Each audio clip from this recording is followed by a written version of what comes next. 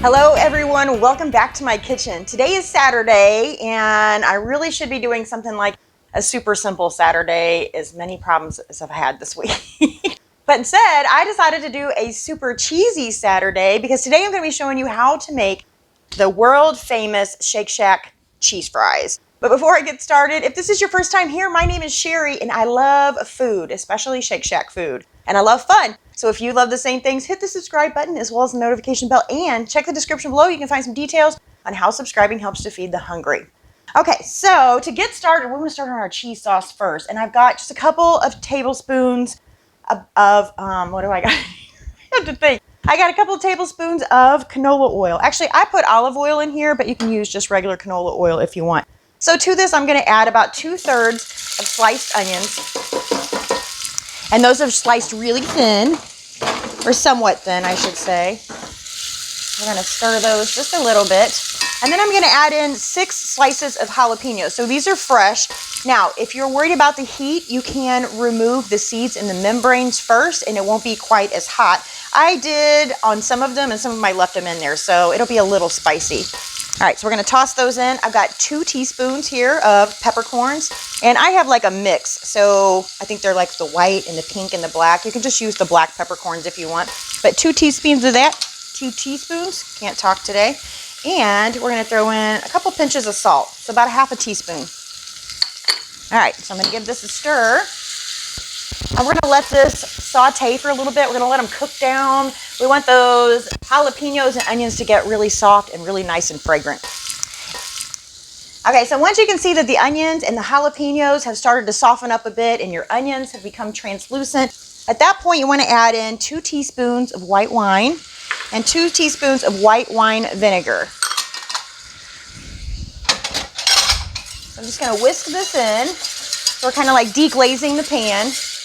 And then we're just going to let this cook down for just a bit. Okay, and once that has reduced down quite a bit, then we're going to go ahead and add 2 whole cups of heavy cream. And then I'm going to remove this from the heat. Going to stir it really well. And then we're just going to let this steep just like we would tea. I'm going to put this on my back burner here because now I'm going to take some water that I have in a saucepan. And I'm going to put that on my burner, and we're going to start on our fries. So I've done a couple different videos on how to get really crispy fries, and I'll tell you there's quite a bit of things that can go into it, but the 2 biggest things are, number 1, you got to get out the extra moisture and the starch. So you either need to soak the potatoes once you've cut them into their fries, you either need to soak them in water for a few hours, changing out the water like every 30 minutes, or I just blew the electricity, so I'll have to figure that out really quickly. But anyway, the other thing is, so if you're not going to soak them for a couple of hours, you can also just let them simmer in a pan of water for a few minutes until they're just a little bit tender, and that will work too. So like I said, the first thing that's important is to get out the extra moisture. And then the second thing is to cook them twice. So the first time you want to cook them to basically cook the potato. And then the second time you cook them, you want to cook them to get them nice and crispy, as you'll see here in a minute. But first I have to fix the electricity. Here, I'm going to slice my potato and then I'm going to fix the electricity. So I have got a serrated peeler here, which I will put a link to in the description below because this thing is just phenomenal. I didn't even know there was such a thing as serrated peelers until last year, and now I just absolutely cannot live without it. And then I also have a crinkle cutter here. So you can do crinkle cut fries, or you can do straight cut, or you can do, what do you call them, steak fries. You can do whatever type of fry you like. Today we're going to do the crinkle cut because that is the kind that they serve at Shake Shack. I almost got tongue-tied there for a minute. I think I got all nervous because electricity went out.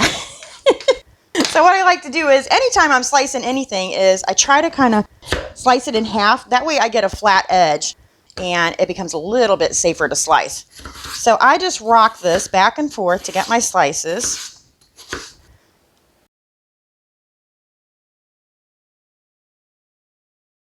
And I turn them on their sides and I cut again.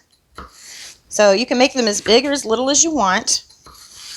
And if you're going to do, I have 1 large potato that I'm doing here, and if you're going to do more than that, as you cut them, you just want to make sure that they go into some water. Now, I'm not worried about them cooking at, I'm not worried about them cooking evenly because my electricity just went out.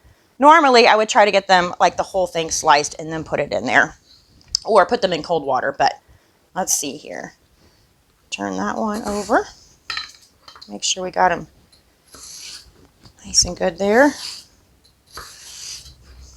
Except I do have a couple of skinny ones and a couple of fat ones, but that's because I got to go turn the electricity back on. I guess I blew a breaker. I'm guessing that's what I did. And I know that's what I did because I have my deep fryer back there heating up. So I have this plugged in.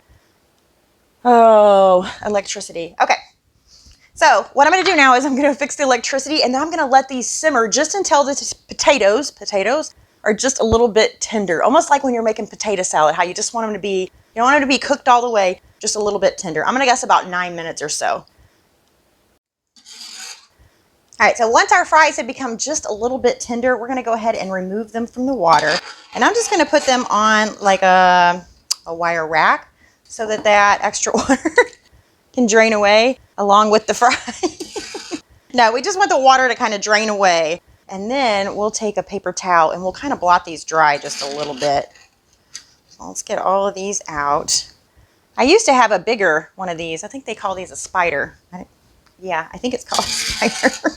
I used to have a big one and it broke, and I haven't been able to find one that size ever since. I guess I need to go online. All right, last little fry right here. All right, so as the water drains away, I'm just going to kind of blot those with a paper towel. I'm going to remove this from the heat very carefully. And I'm going to put this pan back on there, and we are going to strain, which reminds me I need a strainer. There we go. I'm never prepared, am I? All right, so we're going to strain this back into a saucepan. And then I'm going to turn up the heat just a little bit. And we're going to bring this up to, right at a boil. All right, and I see a few little bubbles in there. So I think it's time to go ahead and turn off the heat. And at this time, I'm going to go ahead and stir in 2 cups of American cheese. So this is shredded, and I highly suggest using a really good like deli sliced cheese. So you don't want the Kraft, like the 2% milk singles that you have to individually wrap. You want the deli sliced cheese. So either go to the deli and get it, or maybe buy a brand such as Hotly is one of my favorites. And I can put a link to that down below as well. All right, and then I'm also going to stir in 2 cups of shredded cheddar. And again, use a good type of cheddar and shred it yourself. I've heard people say, you know how when you buy the pre-shredded, it doesn't stick together like this does. And that's because they put something on it, and I don't know what it is. I've heard it is anything from sawdust to edible plastic. I don't know. What I call it is a flavor blocker. I just don't get the same flavor using a pre-shredded cheese that I do with buying my own block and shredding it myself.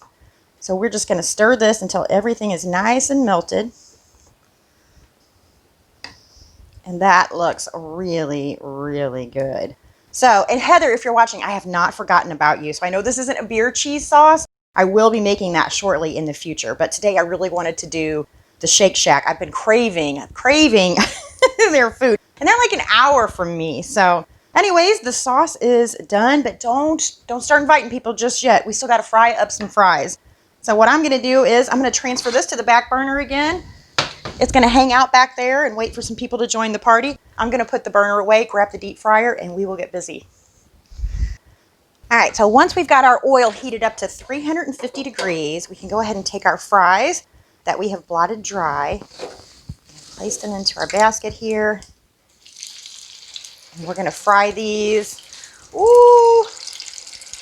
I don't know, about 5 minutes or so, till I think they're ready. Okay, I think those look perfect. So you see how they're just starting to turn kind of brown on the edges, just a really light golden brown. That's how you want them. So if you wanted to save these, for a different day and fry them later, at this point, you'd go ahead and transfer them over to a wire rack and let the grease drain away. So I wouldn't just put them on paper towels because we took all the time to get them really nice and crispy. And if we just set them on paper towels, the grease is going to drain onto the paper towels, but your fries are going to be sitting on the paper towel. So in turn, they might get soggy again. So you wanted to drain them just like this. Now, once you do that, you want to freeze them like on a single layer sheet.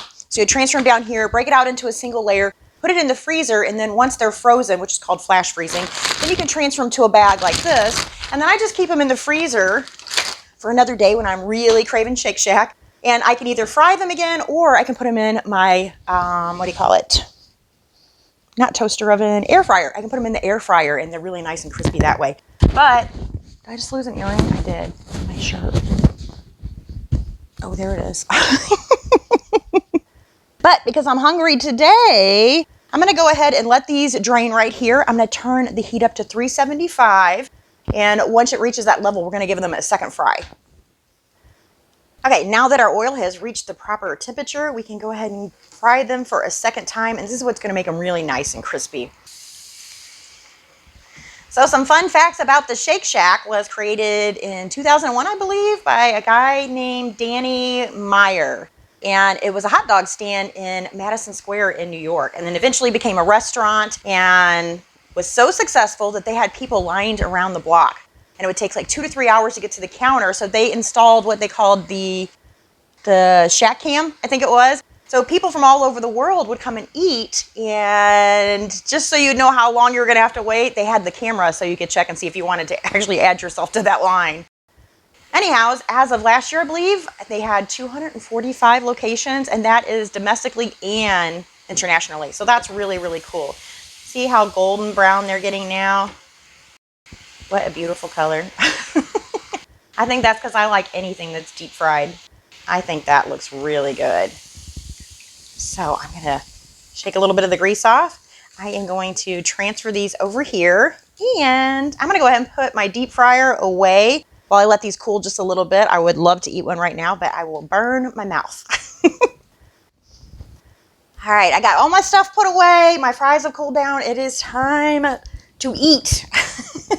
Okay, so for the hot spicy fries that were available a couple months ago, so those were a limited time offer that they have not released their seasoning recipe. So it is a blend of guajillo and cayenne peppers.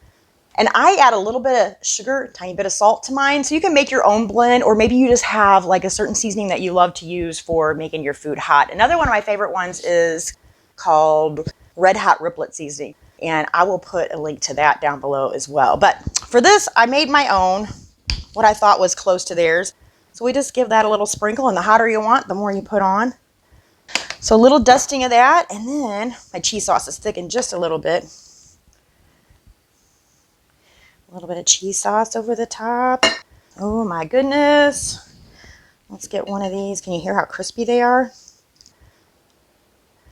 Is it as good as the Shake Shack? Probably not, but well, in some ways it is. And you want to know why? I didn't have to drive an hour, and possibly it was cheaper. Possibly. I haven't done that calculation yet, but at least I get to enjoy this from the comfort of my home. I don't have to drive an hour to get it. So absolutely delicious. And so today is Saturday, but yesterday I filmed Monday's video, which is for a delicious, delicious meaty chili, and I have leftovers. So you know tonight for dinner I'm going to be having the best cheese chili fries ever. Chili cheese fries. I guess that's how you say it. Anyway, I thank you guys so much for watching. I will see you again on Monday. Bye.